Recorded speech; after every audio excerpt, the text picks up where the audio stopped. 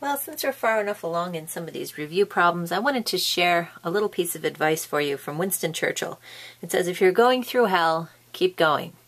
So don't get stuck here. Kind of keep cranking it through, working on stuff, getting through it, and things will look a lot better tomorrow afternoon, right?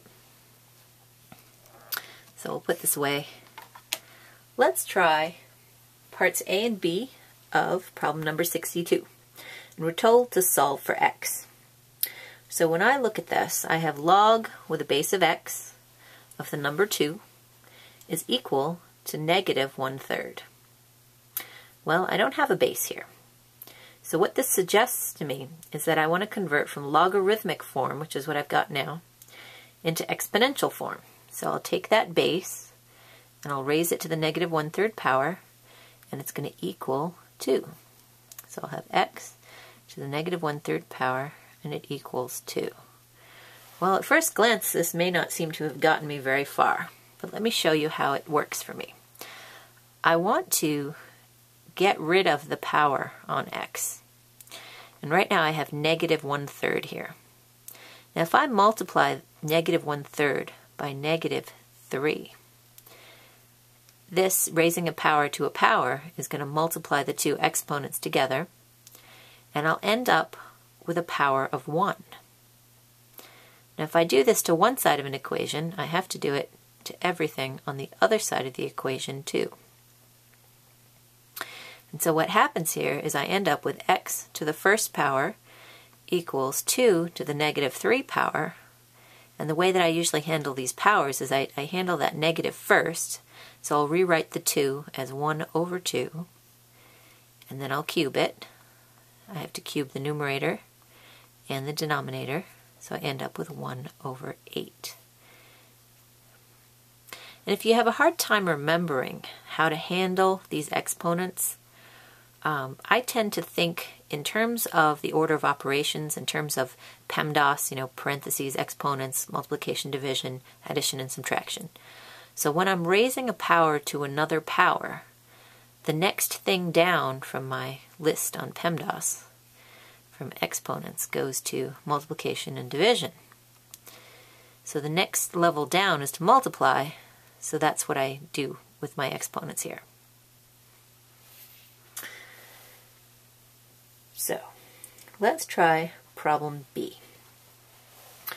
When I look at this problem, what I see immediately is factors of 5.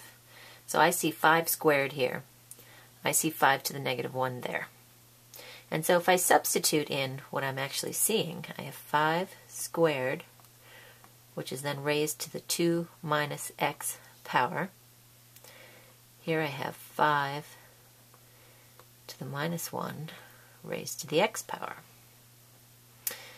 And what I can do here is I can say, all right, I can use that rule that we just talked about, and I'll multiply this. So I'll have 5 times, and I'll multiply 2 times 2, which gives me 4, times another 2. So I have 4 to the negative 2x, and it's equal on this side to 5 to the negative x. All right, well at this point I have a common base, I have these exponents, and the only way that this can be a true statement in math is if both of these exponents equal each other. So I'll have 4 minus 2x, and it's going to equal negative x, like that. And there's a step here that some of your teachers may have shown you. If I took this line of the equation and I took the log with a base 5 of 5 to the 4 minus 2x. And if I, have to do the same thing to both sides of the equation, so I'd have to take a log with a base 5 of the other side of the equation. Essentially, I'm going to end up in the same place because this is going to be coming out in front. So I'll have 4 minus 2x. This negative x is going to come out in front. I'll have negative x. And log 5 of 5 would be 1. So this would be times 1. Log 5 of 5 is also 1, so that's times 1. So you end up in the same place. You might take this extra step in between, but we end up in the same place, and what I'd like to do here is I like to get the larger coefficients of x positive. So if I add 2x to both sides here, I end up with 4 equals x. So that works. Now, being a good student, I would take that 4 and plug it back in and check it. Okay, so let's check it. 25 to the 2 minus 4, is that equal to 1/5 raised to the 4th power, like that? So we could have, okay, this is going to be negative. So 25 to the negative 2, once that works out, what's that going to be here? Well, we'll have 1 over 25 squared, which equals 5 squared, 1 over 625.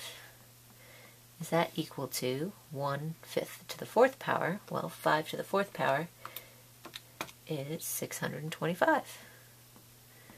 So it checked.